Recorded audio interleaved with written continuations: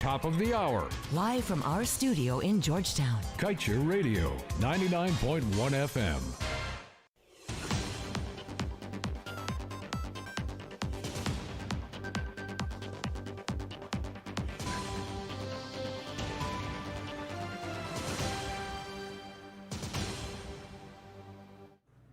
A pleasant good afternoon to you and welcome to your news at noon right here on Kaieteur Radio 99.1 and 99.5 FM. My name is Joshua Van Sleckman. In our headlines this afternoon, ExxonMobil has set its sights on a fourth oil development in the Stabroek block and intends to ask for the government's approval later this year. Hess Corporation's chief should be dissatisfied shareholders to challenge ExxonMobil for board seats and first person jail for hosting illegal private party. Meanwhile, in the elections petition case, Lowenfield hands over SOPs and SOR to Supreme Court Registrar for safekeeping. MP Figueira sues Hamilton and Kaieteur News, Ghana Times over pig pen project. And man arrested after killing sleeping vagrant with brick. Meanwhile, the OAS demands Venezuela release Guyanese fisherman from illegal detention. Get the details of these stories and much more when the news returns.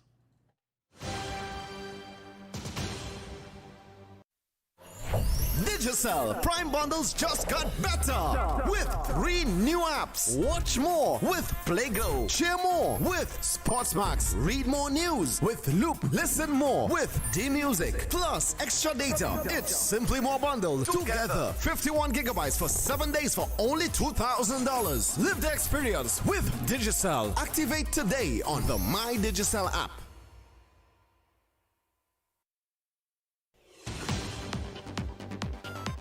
Welcome back. Thank you for joining us.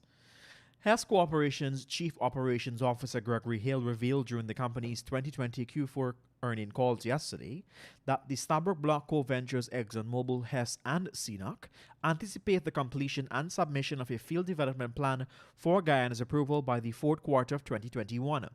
Hess CEO John Hess said that one could assume development costs will be very similar, somewhere between Phase 2 and Payara.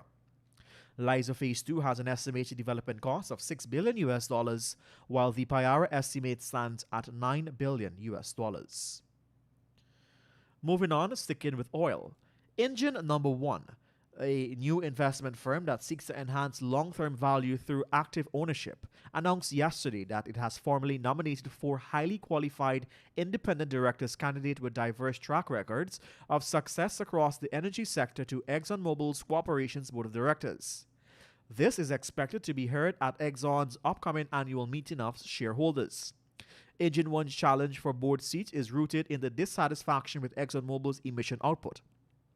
According to Bloomberg, the oil giant's annual emission from its operation are set to increase from 122 million metric tons in 2017 to 143 metric tons in 2025. The investment firm is also concerned about the company's decision, which have led to the decline in fiscal health. A Londoner is first to be jailed for hosting a private party in breach of the COVID-19 restrictions as it relates to social events. The man, Clive Noberger, yesterday appeared in the London Magistrates Court before Magistrate Wanda Fortune for the ruling of his matter. On his first court appearance, Noberger had denied the charge, which stated that on January 24, 2021, at Blueberry Hill, London, he hosted a private party in breach of social activities. He was placed on $30,000 bail pending the outcome of the matter.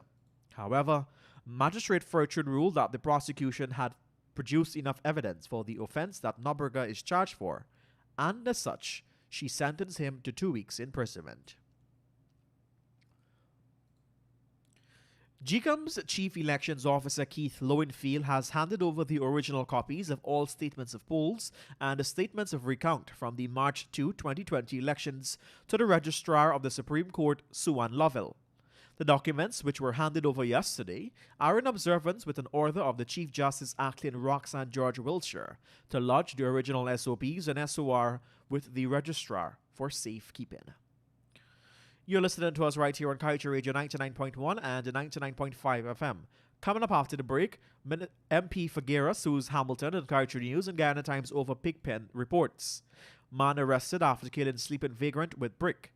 And OAS demands Venezuela release Guyanese fishermen from illegal detention.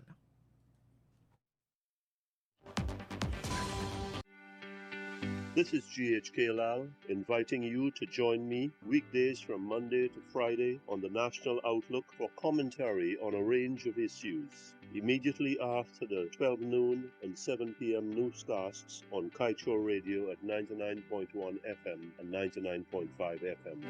Looking forward to you sharing in the conversation.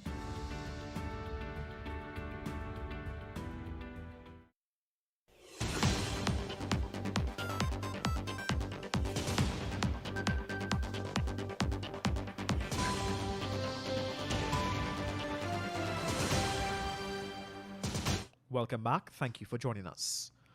Opposition Member of Parliament Jermaine Figueira has filed a lawsuit against Minister of Labour Joseph Hamilton, Kaieteur News and Guyana Times newspaper claiming in excess of $50 million each for libel. The lawsuit is in response to articles published about his alleged involvement in a pigpen expansion project under the SLED program. The article claims that Figueira collected over $5 million for the project but never completed it. However, the opposition MP had denied the claims. He had informed that the monies were collected by his twin brother Jermaine Figueira instead, and he promised to sue the media and Minister Hamilton for peddling the misinformation. Police have arrested a man who allegedly killed a sleeping vagrant yesterday in the vicinity of Camp and Rob Street, Georgetown. The man, who has been identified as a 27-year-old of Toucan Drive, South Rheinfeldt, was reportedly spotted around 3 hours 30.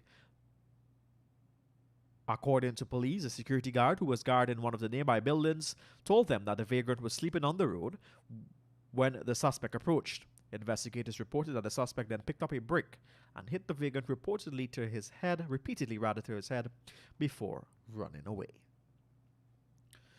It is 12 hours 8 in Guyana and right across the Eastern Caribbean finally at this time.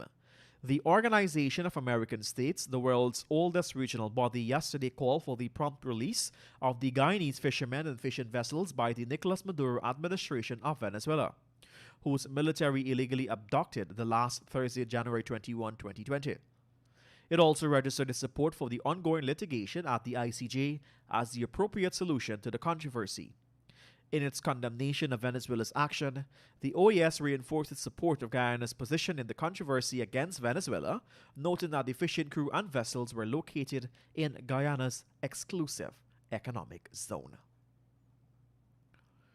And with that, we've come to the end of your main newscast right here on Kaieteur Radio 99.1 and 99.5 FM. Let's remind you that you can get the full details of these stories and much more by picking up a copy of the Kaieteur News at a newsstand near you, or head across to our website at kaieteurnewsonline.com.